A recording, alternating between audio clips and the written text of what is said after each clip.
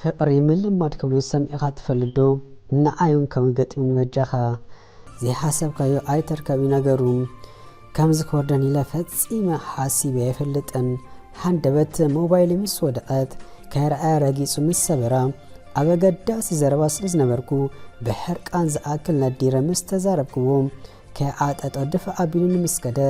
ኣነ ነግራምን ሓያል ይብል ነይረሞ ካባይ ዝኸደደ ስለ ዝረኸብኩም በቲ ሓደ የቅሬታ ዘይመሕታቱ በቲ ካልእ ድማ ጉዳይ ሞባይል ስለ ዘተሓሰበኒ ጎየ ከርክቦን ታክሲ ሒዙ ቁልሕ ከበለኒ ኸይድ ሓደ ይኸውን በቃ ብኸምዚ ኣጋጣሚና ተላኒና ግና ናይ ዕድል ነገር ድዩ ወላ ፅሕፍቶ ኣብቲ ስርሒ ቦታ ዳግማይ ክርኢ ክኢለ እቲ መጀመርታ እኳ ኣየለን ነይሩ ምዃነ ተበዳሊ እምበር በዳሊ ሙኣስ ይዝክር ኮይኑ ኣፅፋሪ ኣብ ልሄ ክጥሕሮ እንዳበልኩ ግና መሳርሕተይ ኣትግደፊ ወዲ ኣምናይ ምስ በሉኒ ኣቦ ሓጎታቱ ክሳብ ዝረኣዩ ሕርሕራይ ጊር ጉንዲ እዝኑ ርኤ ክፀፍኦ ዝሓሰብኩም ብቀሊሉ ሓሊፉሉ እንታበይቲ ኮይነ እዚ እሞ ከዓ ኣብ ልዕለይ ኢዳ ተልዕል ብምባል የአገር ጊሩ ወፂ ኸይዱ ክልተይና ኣይንሕሾ ኣይንሓምቆይና ኣነ ሓራቕ ወስ በሃልተይ ንሱን ከምኡ በቃ ናይ ኣቦኡ ሃብቲ ኮርስ እንተኾይኑ ካብ ታሕቲ ጀሚሩ እንዳለዓለ ክመፅእ ከም ዘሎ ስለ ዝተነገረዩ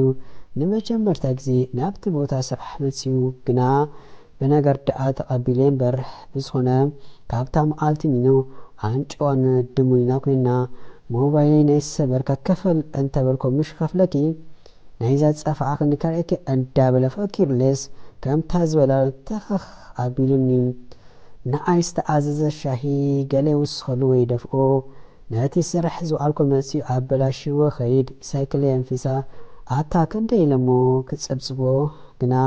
ኣነውን ሰናፍ ኣይኮንኩን ኮነ ኢለ ዘበሳጭዎም መሳርሕትና ከይተረፉ እንተይም እዚኦም ወይ ተዓሪቆም ኣይዕረቑ ወይ ድማ ተባኢሶም ኣይበኣሱ እንዳበሉ ወትሩ ከም ተላገፂዮም ንስኻ ድማ ፀገም ርኢኻ ትሕግዘን ነርካ ናይ ገዛ ክራይ ሓሊፉካሲ ኣስቤዛ ትገዝኣልና ወዲ ርኽባት ከለኻ ንኣይ ክትረክብ ክትርኢ ከርተት ኢልካይኻ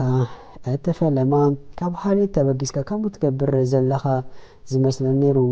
መሓዛይ ግና ኣሻደኺ ንስኺ ቁርብ ክተመዛዝን ዘትፍትኒ እንታይ ደልዩ የመላልሰሎ ክንደይ ደሌቲ ከለኦ ደድሕረኽ ዘብዘብ ዘብሎ ዘሎ ስለ ዝፈተኪ ምስ በለትኒ ኣመልኳ እንተተፀገምኩ ብከምዚ ኸማኻ ሓላይ ፈታይ ሰፈቃር መፍቃሪ ግና ይሕጊስኒ ለበዩን ደንጊጹልካዩ መዓጾ ክኸፍተሉ ደሞ እንዳበለ ኸሎ ግና ምስ ወድ ኣምና ተላለየ ከምቲ ዝበልኩኻ ሓውን ሓሰረን እኳ እንተነበርና ድሕሪ ግዜ ግና ቀረብና እንዳተለወጠ መፅኡ ሓቂ ዘረባ ሓራቕን ዋእያ ዘላቶ እምበር ንሱን ከምዚ ኸማኻ ፈቃር ሰብ እዩ ምናልባት ገንዘብ ከም ድሌቱ እንዳረኸበ ስለ ዝዓበየ ዝርኣይ ነገር ብዓይኒ ገንዘብ እንዳዓቀነ ክብራት ወዲ ሰብ ብኡመን ፀይቀ ስለ ዝነበረ ንሱ ኣበላሽዎ ክኸውን ይኽእል እዩ ካብ ዝገርመካ ሓደ ግዜ ብዓይኒ ኣብ ሓደ ጣውላ ኣሽሓት ገንዘብ ከፍ ኢሉ ክወፅእ ተዓዚበ ኣለኹም ናይ 2 ዓመት ገዛ ክራይ ዝኸውን ገንዘብ እኮ እዩ ብጣዕሚ ስለ ዘበሳጨውኒ እንታይ ደኣ ምስ በልክዎ ንኣኹን እንተደሊኺ ዋጋኺ ተሚንክ ንገረን እሞ ክገዝኣኪ ብምባል መኪኑ ኣልዒሉ ካብ ቅድሚ ዝተሰወረ ሽኡስ እዚ ወዲ ደኣ ንእስነት ኣይወፃሉ ስለ ዝበልኩ እንዳፀርፀርኩ ንመሓዘን ምስ ነገርክዋ ብዛዕባ ካልእ ዘይበሰለ ሰብ ምዝራብ ገዲፍኪ ብዛዕባኻ ክሓስብ ነጊራትኒ በዛ ኣጋጣሚ ክነግረካ ከዓ መሓዘይ ብጣዕሚ ተኽብረካ ምሳኻ ፍቕሪ ከጅምር ካብ ሓደ 100 ግዜ ተኩትኻልናያ ብዝኾነ ነዚ ኩሉ ጎነፅ ግና ብጣዕሚ ዝሓልለይ ተመሲሕን ኣይተመስሓኩን ኣረጋጊፁ ምሳ ሒዙለይ መፅእ እሞ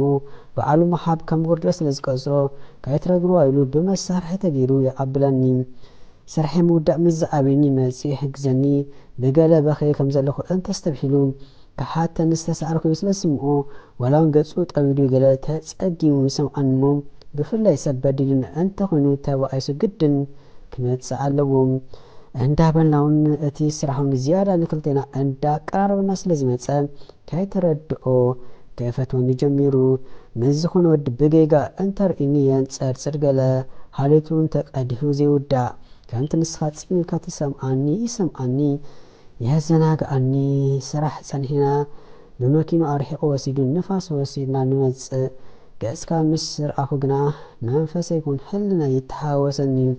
ነውሪ ዝፈጸምኩ ኮይኑ ይስምዓኒ እንተይ ዝኮን ዘለኹ እንዳበልኩም ደጋጊመ ነፍሰይ ከኣግት ንኣኻ ካይቀይም ጽኢረ ግና ይተዓወትኩን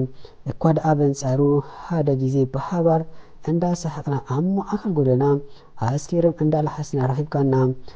ኣቤት ሽኡ ገጽካ መሲልዎ ዝነበረ መዓልክንዶ ምሕራካ ብጣዕሚ ኣደንቂስካኒ እቲ ሽዑ ግና ብስራሕ ኣምሲና ከፋኑቲ እግሪ መንገድና ናብቲ እንዳ ኣይስክሪም ተኣሊና እምበር ብመደብ ወፂና ኣይኮናን ሽዑ ዘለካ ሃይሊ ኣኻኺብካ የፍቅረኪ ናተይ ናሓላለይ ኩኒ ኢልካ ሓትትካኒ መሓዛይ ምስ ኣካፈልክዋ ስምዕዮ ሓንጎፋ ኢልኪ ተቐቢል የበላትኒ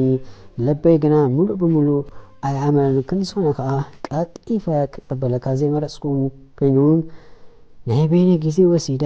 ርሒቐ ከሰላስል ምስ ጀመርኩም ንስኻ ዘይኮንካ ናፊካኒ ወዲ ኣምናዩ ቆየቁኡ ላግፅኡ ቁጥዑ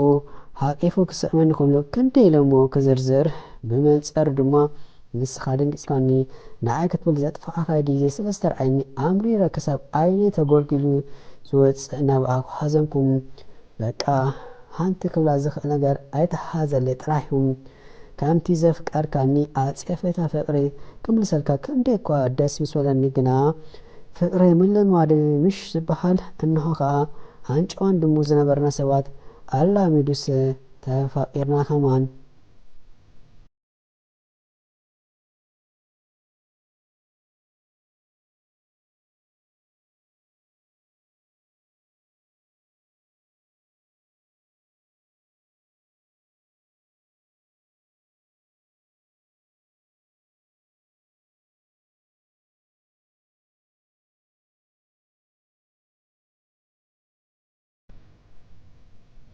ሓቀ ዘረባ ኣብ መንጎኹም ምስ ተቐርቀርኩ ሓፂር ክጠፍእ ብኣልዩ ካብ መሓዘ ሰሚዑ ሓቂፉ ኣትሪፉኒ እንታይ ክብል ኢለ ዘጠመትካ ጠምት ዝሓሰብካ ሕሳብ ናትካ ዘይኮነ ነገር ኣይናትካን እዩ እቲ ብፀሓዮ ዝበለከ ኢኻ ትበፅሖ ስለዚ ዘይሓሰብኮ ፍቅሪ ሂቡንስ ህጉስ ናብራ ክጅምር ይቀራረብ ኣለኹም ኣብ መና ከዓ ባሕሪ ጠባይ ወደይ ስለ ዝቀየርክዮ ኮርዒልኪ ተሓግዙ ክኢሉ መሪቆኒ እዩ ትርጉም ገንዘብ ካባይ ተማሂሩ ኣነ ገና ደሞዝ ከይተኸፍል ከለኹ ኩላም በቦታን ከተሕዘኝ እዘብ ስለ ዝነበረ ሰብ እንተ ኮይኖም ኣረክ እንደዚ ብገንዘብ ዝጭነቕ ይብል ነይሩ እሞ ኣብኡ ኩሉ ምስ ከልኦ ከማና ተራ ተኸፋሊ ምስ ኮነ ብእግሪ ወይ ብኣቶስ ምንቅስቃስ ምስ ኮነ ናተይ ኣካይዳ ክኸይድ ስለ ዝነበሮ መሓር ባይሉ ግርም ተመክሮ ወሲዱ እዩ ንዝተፀገሙ ይሕግዝ ንሰብ ከዓ ክብሪ ይህብ ገለ ኣበይ መምሕያሽ እዩ እንተና እሞ ከም ንግስቲ ዝከናኸነኒ ከይትቅንዕ ወይ ከይትኮርዳ እምበር ንስኻ ዋላ እኳ ፈቃር እንተኾንካ ነዚ ሓላለይ ዝዳረገ ፍቅሪ ግና የለን ንሱን ኣይ ኢሉ ካብ ሰማይ ዝተለኣኸ ፍጥረት እዩ ኣነ ድማ ንኡ ከምቲ ንግስቲ ዝገብረኒ ንጉስ ገብረ ንሓዋር ድማ እምንቲ ኣፍቃሪት በዓልቲ ሓዳር ክኸውን እንተ ንስኻ ግና ዝፈትዎ መሓዛይ ሓወኻ ስለቲ ኣብ ግዜ ሽግረይ ፀገመይ